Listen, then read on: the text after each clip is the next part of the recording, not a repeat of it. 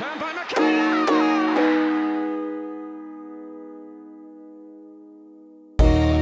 Lovely cushion header. And Gerrard!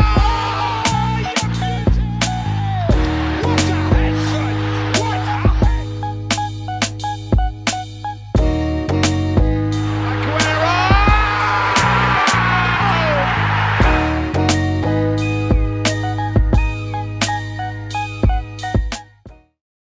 Hello and welcome back to the Premier League Trio podcast. My name is Hader and I'm your host as usual today. I'm delighted to be joined by Tom Mcdermott, the journalist, author, and generally a very well-connected man when it comes to Manchester United news and hopefully Manchester United transfers. So Tom Mcdermott, for the fifth time, welcome back to the Premier League Trio podcast.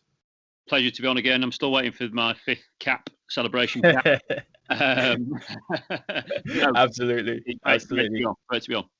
Yeah, thank you for coming on again. It's always a pleasure. And let's just jump straight into it. I know you're a little bit strapped for time today, and we might as well just start with Jadon Sancho because this is all we've spoken about all summer. But what have you heard and where we are with it? Because there are reports that from some journalists out there that the agent fees are a problem and possibly the personal terms, but others are saying that personal terms are not a problem. It's just the structure of the fee. Are United still in negotiations, and are they any closer to sealing their top target?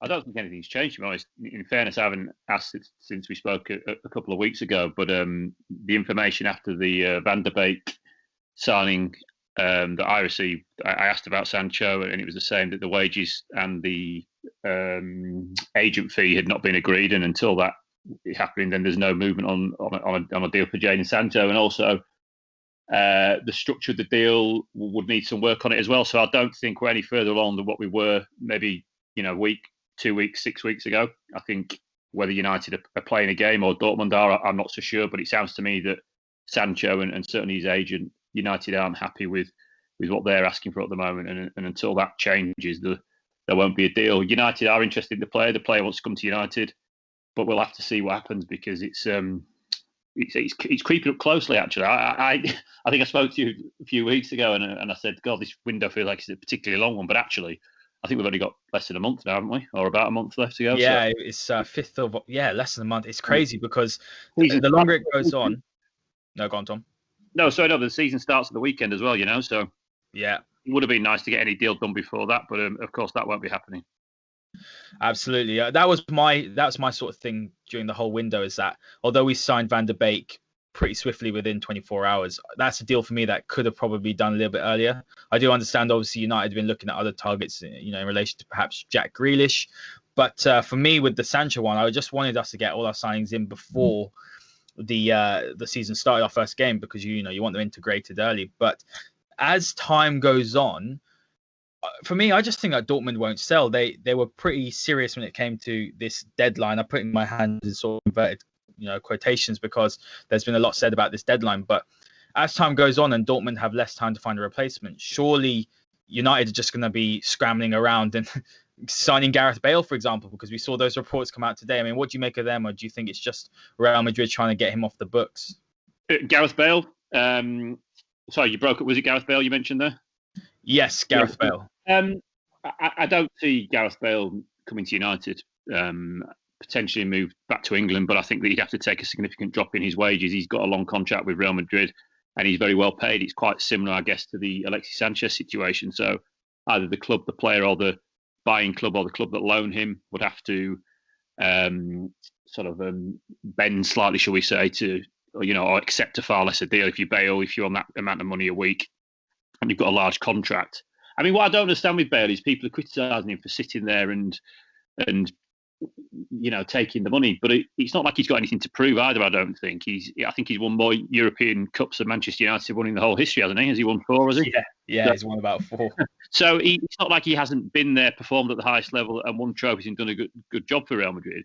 It might be a bit sour how it's ended over the last couple of years, but we just seem to be having this every year with Gareth Bale. Really, I remember a few years ago, even before he scored that fantastic goal against Liverpool in the Champions League final, United were linked with him. So I'm not sure he certainly won't be coming to Manchester United, not on a permanent deal anyway. And I'd be surprised if anybody loaned him, actually. I think his agent came out, heard him on the radio the other day saying that it's not a loan move. He's not really what they're looking for at the moment. So something will have to give, something Either the Real Madrid side or the Gareth Bale side will have to change if he's to move. But he's a fantastic player. It is a shame to see him on the bench and not playing football. But at the same time, I don't really understand the criticism of him, because I think that, yes, players should be judged on how they perform on the pitch. But this is a guy that's done it, and not only done it, he's performed in the biggest games for Real Madrid. I was just thinking then about his goal where he was it the Copa del Rey final where he was out wide left and ran off the pitch, through the technical area, went out of the back stand, got a hot dog, came back in and got his goal. So, this is a guy who's done it and performed well. And it's a shame he's not playing, but in terms of criticising his desire, I don't think we can do that really, because although, Real Madrid have given him that wage to start with, haven't they? So, it's kind of their problem, in the same way that Manchester United overpaid Alexis Sanchez. Absolutely. I think Gareth Bale gets a lot of unwarranted stick. And you see the way that Real Madrid do treat their players as well. I wouldn't say they're the shining light or the beacon for the way that their fans, firstly, treat the players and their team. One or two better games and the white handkerchiefs are out. And I would also say that I don't think Bale has been respected. My only issue with Bale, I've always wanted him at United, actually. I know we obviously put a bid down before he went to Real Madrid, and I know Jose Mourinho was very keen on him as well. I remember a few years back, they looked like that there could be movement there. But I think my thing with Gareth Bale is the injury record has always been a little bit of concern.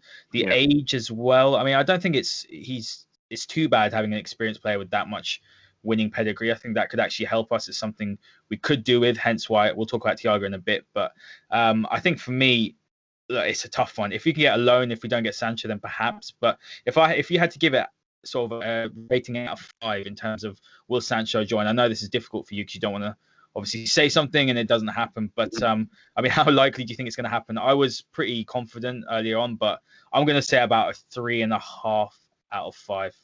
Yeah, I think you're probably about there. It's 60-40, 50-50. It's probably in the balance, isn't it? I guess, because if Sancho and the agent, don't relax their demands, then United won't do a deal with them. Because if they do a deal, then what kind of message does that send to the squad and other players that want to join Manchester United? Just hang in there, guys, and ask for what you want, because you won't get it for the first 2 months of the window, but as they're approaching the home straight, you'll get what you want anyway. And word comes out to other players and other agents that that's what United like. There's a wage structure in place as well. I mean, I don't know exactly what Jadon Sancho is asking for, but if you're giving a 21-year-old the best part of 200 grand a week, or maybe even more than that, if he has a good 18 months, then what do you pay him? Are you looking at double that? Because it can get out of control. And you've seen with Sanchez, you've got to question the players.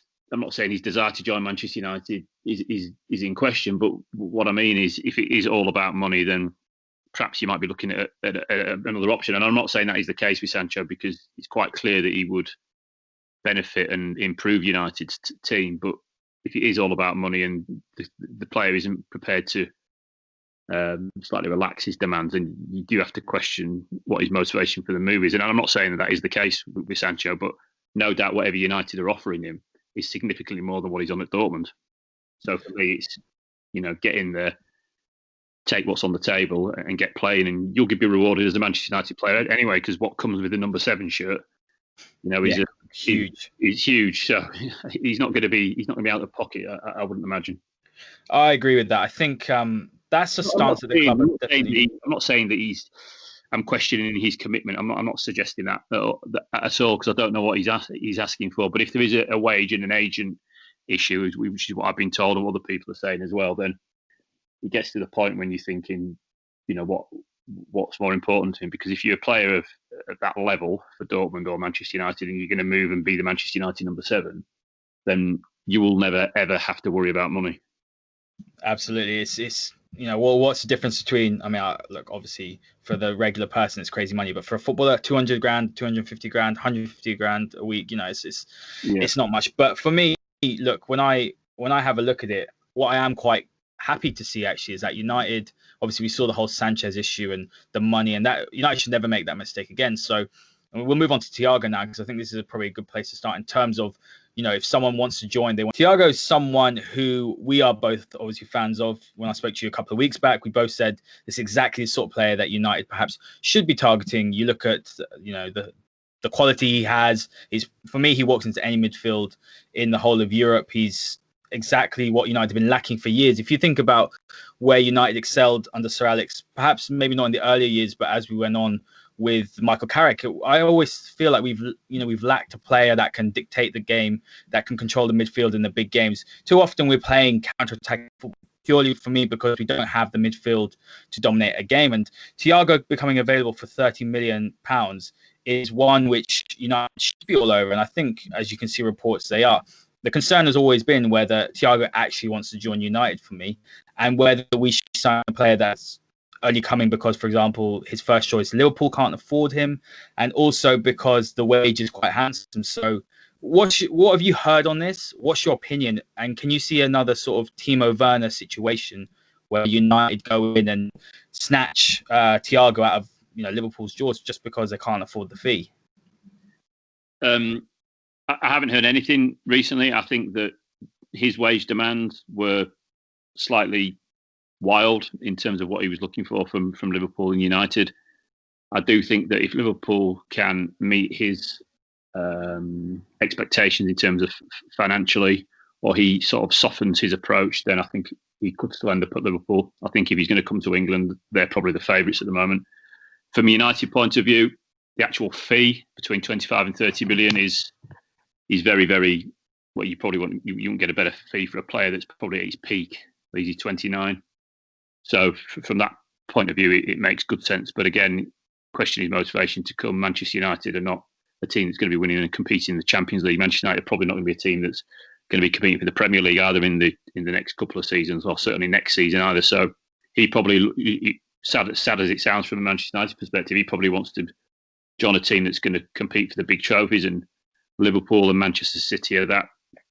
I do wonder why Pep has perhaps not gone back in for him and taken a look at him, because of, obviously, you'll know him well from his time at Barcelona. But for me, he's a superb player. He's one of my favourite players over the last 10 years, actually. I think I said this to you last time. He's a superb player. He can play different kinds of midfield positions. He's comfortable in tight situations, getting the ball off his back four or his defence. He's creative. His range and variety of pass is...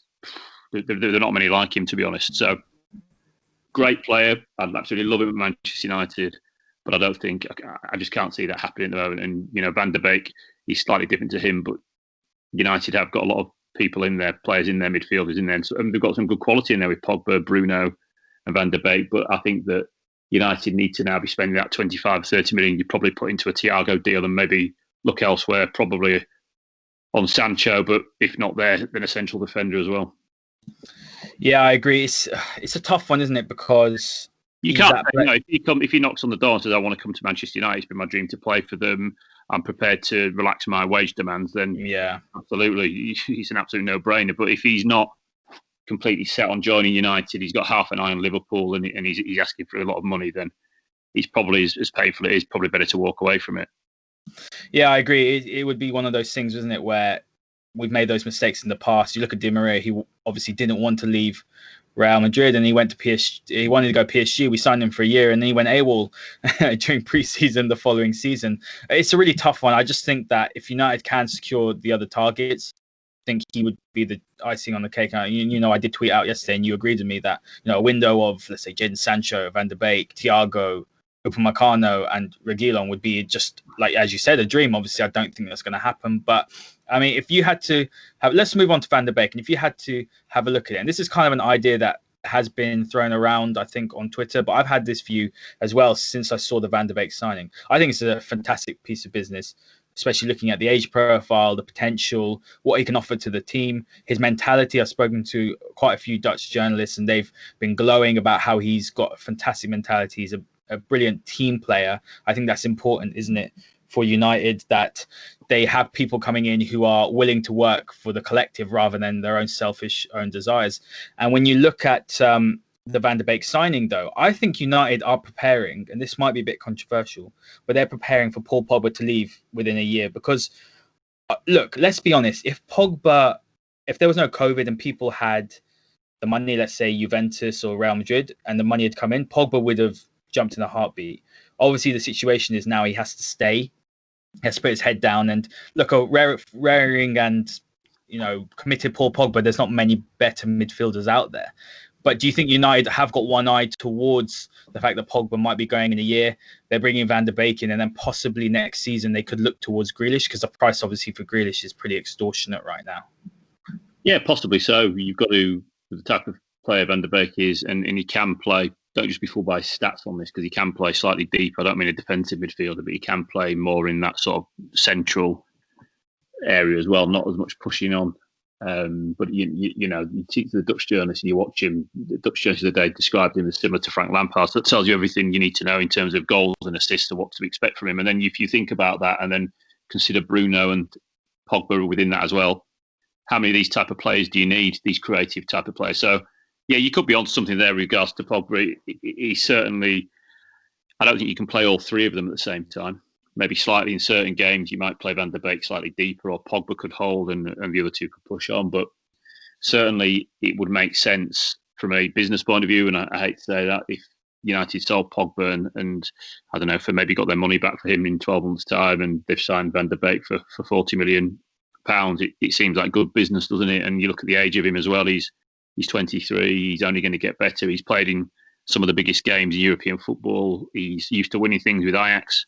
So everything about him ticks all the boxes. You listen to him speak, he knows the magnitude of the club. He's spoken to Daley Blind and Edwin van der Sar. And he's the type of player and the type of attitude you want at the club. So possibly so. But I always go back to the 99 team or the 08 team, or teams even when Van Persie was in Ferguson's final years, there was good quality, or there was a depth to the squad that's lacking at the moment. So to actually have Van der Beek, Pogba, Bruno, McTominay, Matic, those kind of guys, because I think Fred's probably one of the players that could you potentially let go. But if you look at that, it does start to look slightly stronger.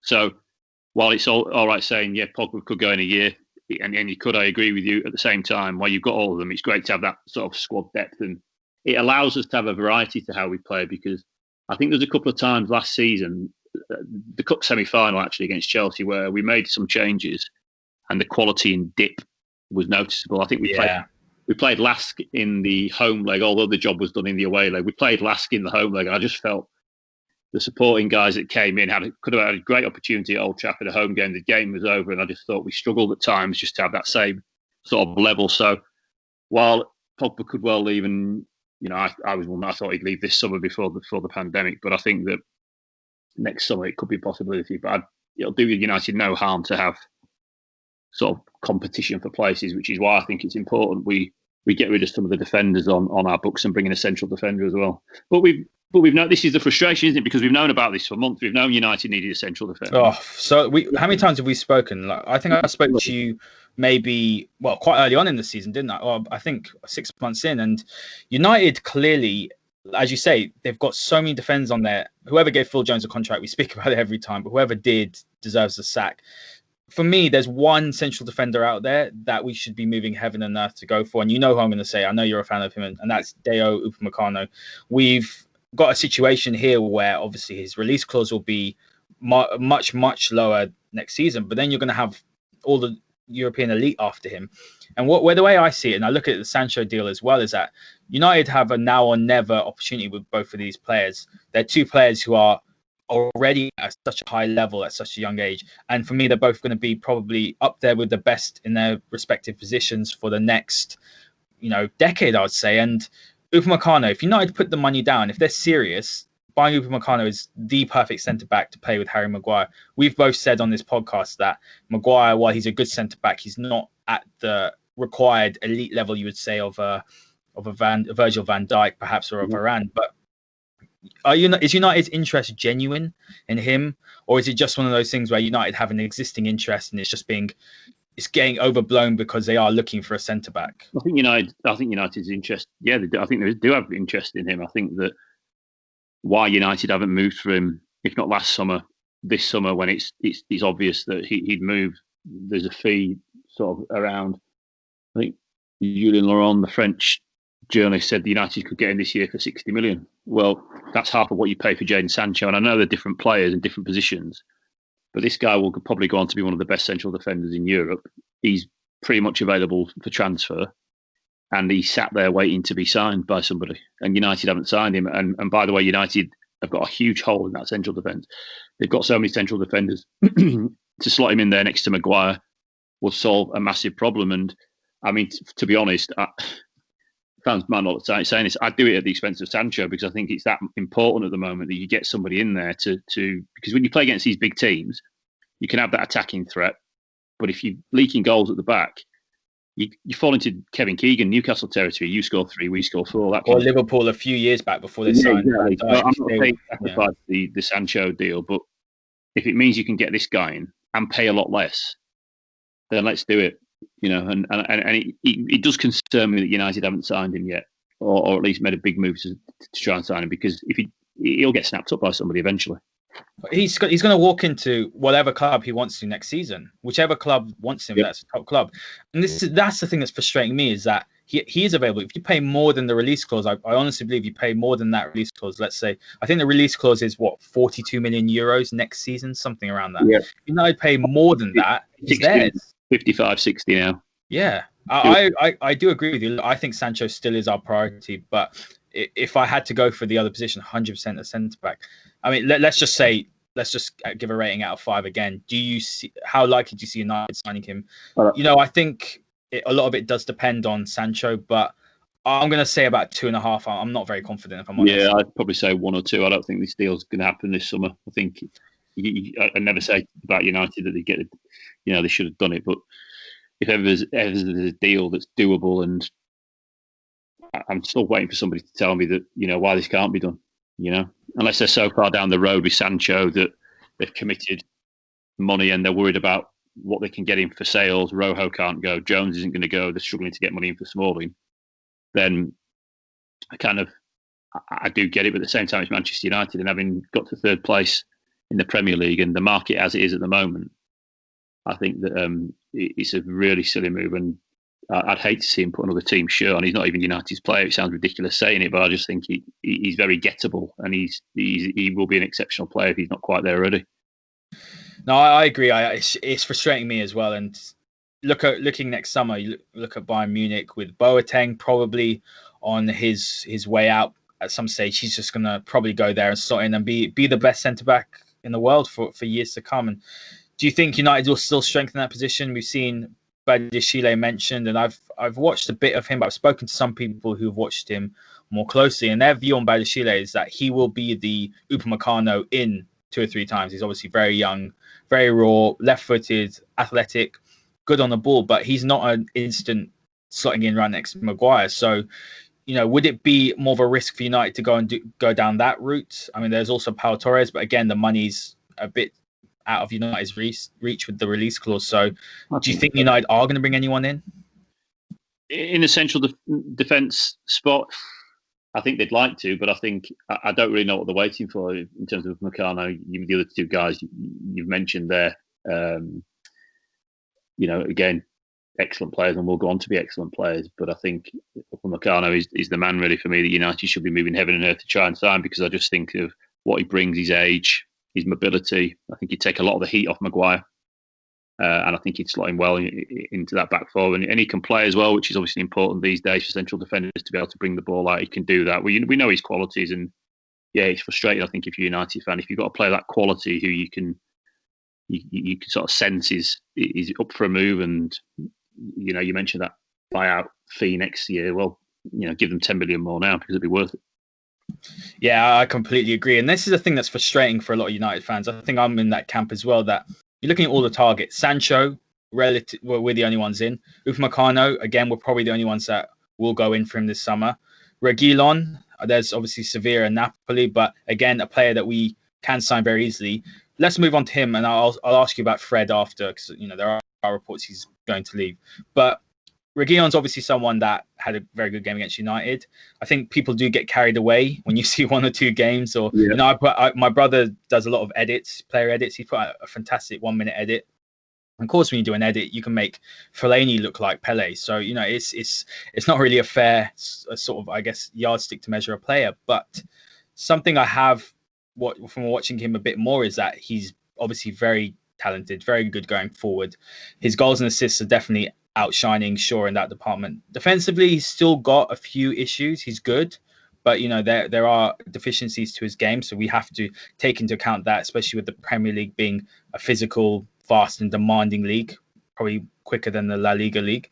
But do you think there's any chance United will sign him, or is this just one of those things where he's been offered to United? There are talks of a buyback clause or a sell-on clause, which might put United off. But for me, I think left back is a big problem position for United. I don't think Brandon Williams is probably ready to play as regularly, and he will play more because Shaw's always injured. So do you expect United to go for Reguilon? And there are also reports of Telles as well today. Do you see first of all for him? Yeah, first of all, fantastic player, really good player. But if I was to ask you what's the most pressing, and you put them in order: right-sided forward, central midfielder, central defender, left back. Which is the most important, do you think? This is difficult because earlier on in the season, before Greenwood obviously made his arrival, I would have said right winger. But now that Greenwood's there, maybe that's not as pressing. It still is, just for the listeners. But left back for me was a big problem position. I didn't think Luke Shaw was up to it, but he has stepped up to an extent. He has looked better. So I would probably say right now it is central defence. We've made way too many mistakes. Yeah. So for me, United are not going to sign a central defender and a left back in the same window. I just can't see that, especially if, they are trying to chase Jadon Sancho as well. So I was trying to explain to somebody this morning on Twitter that while it's not ideal at left back, you see how much time and, well, probably say hassle it is to get these guys up through the door and over the line, that I just think they'll be concentrating on other areas. I think in their mind, and this is only me thinking now, that they think the left back position's probably okay. It's not a pressing concern. You've got it between Luke Shaw and Brandon Williams. Williams is still young; he'll improve. But I think actually Shaw has never got back to his sort of pre-injury form. But he was playing well, and he surprised me actually how well he played. Again, the issue with him, as you rightly pointed out, is he's being fit and getting him on the pitch. But I just think that for United, I just think the central defence, maybe even a central midfielder and the right-sided forward are ahead in the order. Of course, they're going to look for good players all the time, and if they get them with a good price, then that's great. But I think if you put that money on a left back, then one of the other areas is going to take a hit. So for me, it's not quite level one, grade A, essential at the moment. I think he's maybe a B or a C category. I understand what people are saying, and a lot of people have written Williams off pretty quickly as well. Here's a young kid who's just come into the team. He's only played 6 months of football. Did he make his debut against Rochdale in the League Cup? So yeah, give him a bit of time as well. Don't forget. And if he can balance it with Luke Shaw, then so be it. But I think if United got a truly world class central defender in at the heart of that defence, you probably see a different back four. Because if you take Van Dijk out of the Liverpool defence and put Lovren in, I know he's moved on, but or somebody else, then that's a completely different back four. Especially if Upamecano did shift over to the left side defence. I think where United have been exposed is the fact that I don't think Shaw positionally is the best, and Maguire is obviously as slow as they come. So teams have targeted that sort of, the gap in between them, and I think that's definitely an area. I would agree. The thing that's frustrating, and we all know this. I did have Kieran Maguire on the other day, and he spoke about United's finances, and the financial position isn't obviously as strong as the likes of Chelsea and City. And we've got legacy issues, haven't we, where United have sold players for such low fees that in the time of a pandemic, these sort of fees coming in would have been helpful. The Lukaku credit terms are very favourable to Inter, so not much money is coming in. So United do have to sell before they can buy, and it's very frustrating. But before I move on to Fred on the last question, just one quick one, Tom. Yep. Is there reports that Ollie is frustrated? Are they true, or is that just paper talks? Because you can imagine he's done what he's had to do. He got us to third. Yes, 3 semi-finals. He's done as well as he can. He's got the most out of this squad as he can. He can't do any more now, can he? Unless he gets quality coming in. So is it true that he is frustrated with the powers above? I have no idea if he's frustrated. It's not something I've been made aware of, and I don't think he'd ever say if he was publicly anyway. I'm sure he wouldn't. However, if you think that he's taken that team and that squad to third place, and it was quite an incredible run, and we can all see what the squad needs to take it up at a level or two. If that isn't delivered to him, then I'm sure privately he would be frustrated. I put a tweet out a couple of weeks ago. You can sense Solskjaer's frustration with things. And I think you probably can, because if he doesn't sign and improve the squad in at least one or two more key areas, with what Chelsea have done, with the improvement Arsenal have made, Mourinho's at Tottenham with something to prove. I'm not saying he's going to deliver things, but he's got the bit between his teeth there. He's got a team. He feel they have something to prove. You've got Everton and Ancelotti who are making signings. You've got Nuno at Wolves. There's a lot of good teams there. That Leicester again will improve, no doubt. You've got a lot of good players and a lot of good teams there who are quite capable of catching Manchester United, because Manchester United are closer to the chasing pack than they are to Liverpool and Manchester City. So if United don't strengthen, then they could quite easily slip to fourth or perhaps even out of the top four. I'm not saying they will, but I'm pretty sure if they don't get another couple of players in, there won't be anywhere. Yeah, they'll stagnate, won't they? They'll stand still, and that's the problem. You look at Chelsea, and whatever anyone thinks of Frank Lampard, I mean, I don't really have that high opinion of Frank Lampard's management. I don't think he's a bad manager by any means, but I still think he's very inexperienced. He's still got a lot of learning to do on the job. But you're looking at what Chelsea have done, whether you think their signings are quality or not, I think they've done some fantastic business. Werner is going to be a very good signing. Ziyech is very creative. Kai Havertz is a phenomenal player. He's talked about in the same breath as Jadon Sancho. So for me, when I look at their signings, whether they compete or not is another thing. But the fact is they've given Lampard the tools to try and challenge the top two. And that's what's frustrating as a United fan, that we both finished on the same amount of points, 66. We finished obviously ahead of them on goal difference. One has gone and spent, I know they've got more money and they've had a year of no spending, but they've gone and spent early and quickly. Malang Sarr is another one. He could have done a good job at United for a free. Do you not think? So who was that? Sarr, the one that Chelsea signed on a pre-transfer.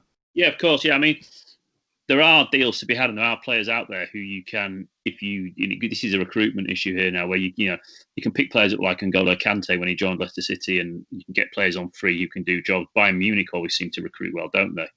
You look at who Gnabry, they lose Robin and Ribery over the last few years, and then bring in Sané and Gnabry, and the European champions.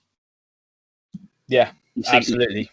So there are good free deals there, but there are also players out there. If you can work a bit smarter and work a bit more clever and bring these targets in. And United always seem to be linked with these big players with big fees and big wages, but actually we don't really seem to be bringing in sort of like the next the league below that, the cleverer deal. Like the Sané. I know United couldn't buy Sané, that would never happen across town, but it's that kind of player. Gnabry failed at West Brom and Arsenal, and then all of a sudden he's a European champion. Yeah, so it's been smarter in the window as well, and been a little less obvious, because I don't think United act as smartly as other clubs do, and they do pay big wages, but I think that they're realising now they've been a bit more stubborn. But by being stubborn in this window, it could hamper Ollie. And you mentioned Lampard there, and I think that they've made some fantastic signings, but with that will become pressure for Lampard now, because he has been backed, fantastically well, like no other club in Europe really, and he'll be expected to get them, very closing that gap on Liverpool and higher up that league. So while he's had the money, the pressure will be on Lampard. But you're right. I think that United need to support Ole just in order to kick on. And Sir Alex Ferguson always said it, that the club couldn't stand still. They had to improve. They had to always test the players that there, provide competition for players, and make it an environment where people at the top of the game all the time. And if not enough good players are coming in, then that can't go on in forever. What happens next season if Pogba or Bruno get injured? We had a spell, I think, where Martial and Rashford were out. Well, is a front three of Greenwood, Dan James, and Igalo good enough to carry you for 2 or 3 months? No, probably not at all. If Greenwood was injured, you could probably slip Dan James in and get away with it for a couple of games. But to do it over a period of time with the big games and the intensity of the games, it's risky. So you're absolutely right. You need more quality in there. Absolutely. I think that is the frustrating thing. But look, United haven't always, under Sir Alex, signed the world-class ready-made star. What they did do, though, is they used to buy smart. They used to scout well. They used to buy the upcoming talent. You think about Ronaldo, and there's a few others. And Anderson, I think, yeah, exactly. Anderson, that was a great summer. That's the summer that stands out for me. I mean, I was only, how old? 13, I think. I mean, I'm only 25. So, that was a summer for, that was a summer for me. Yeah, I mean that was, like I said, that's the summer for me, which is really stands out. I remember we got our business done earlier. Hargreaves came in as well.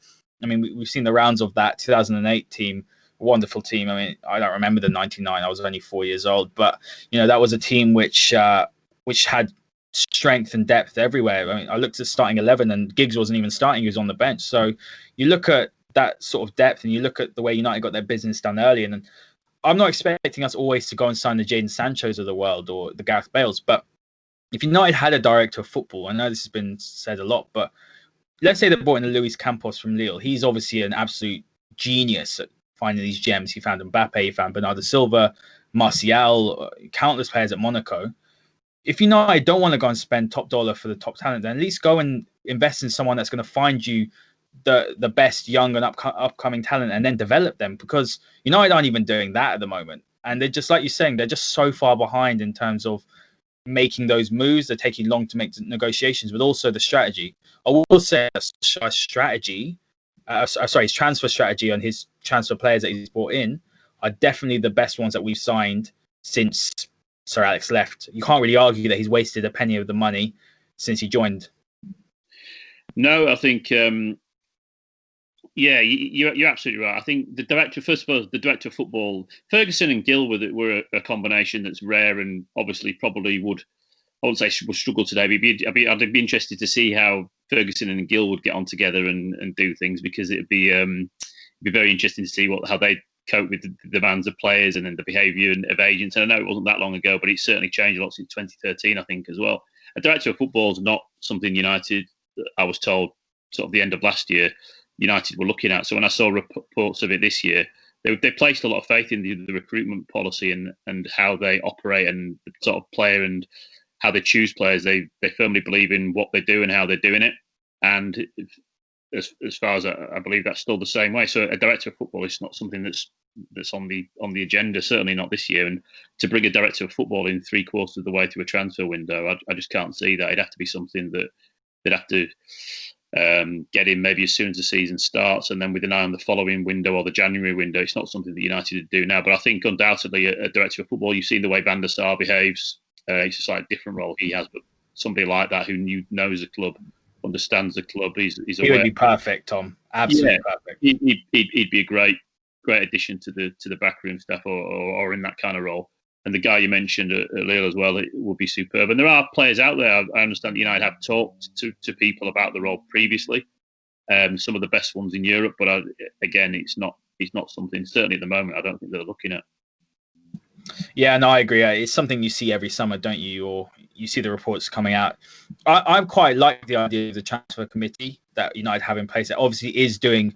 I've tweeted many times that over this summer that it is obviously doing its job. They are identifying good talent. I spoke to a Portuguese journalist a few days ago on the podcast, and we were talking about Bruno Fernandes, and he was saying that Bruno Fernandes has such a high ceiling. I think what we saw near the end of the season was he was absolutely gassed, wasn't he? He was knackered, overplayed, but he was saying that he honestly could go and rival De Bruyne in terms of his figures next season in goals and assists.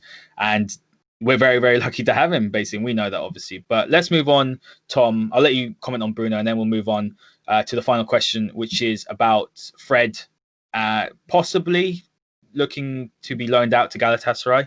I'm not really a fan of this idea. I think that he is someone that was probably our player of the season until the lockdown. I think after that, obviously, he lost his place, quite rightly so, to Pogba, who's superior. But he's a player that offers something different to our squad. He brings energy, tenacity. There's legs in midfield.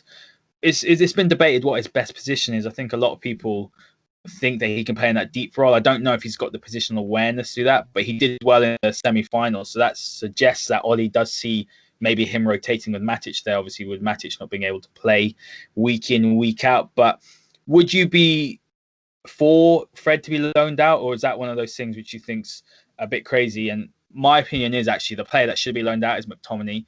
He's one of those that he did disappoint me when he came on during the restart. I know he didn't have enough minutes, but my fear with McTominay is that he's one of those players that needs regular game time to hit his top form. And I think for me, when you're looking at what he offers, he doesn't offer enough going forward to play in that sort of box-to-box role, I don't think. I don't think he's got the passing yet. Maybe he can develop that to play the Matic role. would it be ideal for him to go out on loan and play week in, week out, and come back and be able to push again next season for a first team spot? Yeah, I've never been quite convinced with McTominay as a lot of sort of United fans are. I'm not completely sold on him, for being honest. I'm not sure he's good enough with the ball at his feet. You mentioned touched the point there. I'm not quite sure he's United standard to play in central midfield. Although, I mean, look, if there's three midfield positions, central midfield positions, and you've got Van der Beek, Pogba, and Bruno as your sort of attacking three, and then your sort of three behind that is sort of more defensive mind. You've got Fred, Matic, and McTominay. I think McTominay is definitely at the bottom of the list for me there. I think Fred probably is on a higher wage, so there's talk maybe that he would move to split the cost of his wage with one of the Turkish clubs that you mentioned. But it's interesting because Matic has signed a new deal and is slightly older, so I can't say him leaving. And I do think United are a better team actually with Matic in it. And then closely behind that, I don't think there's much. Agreed.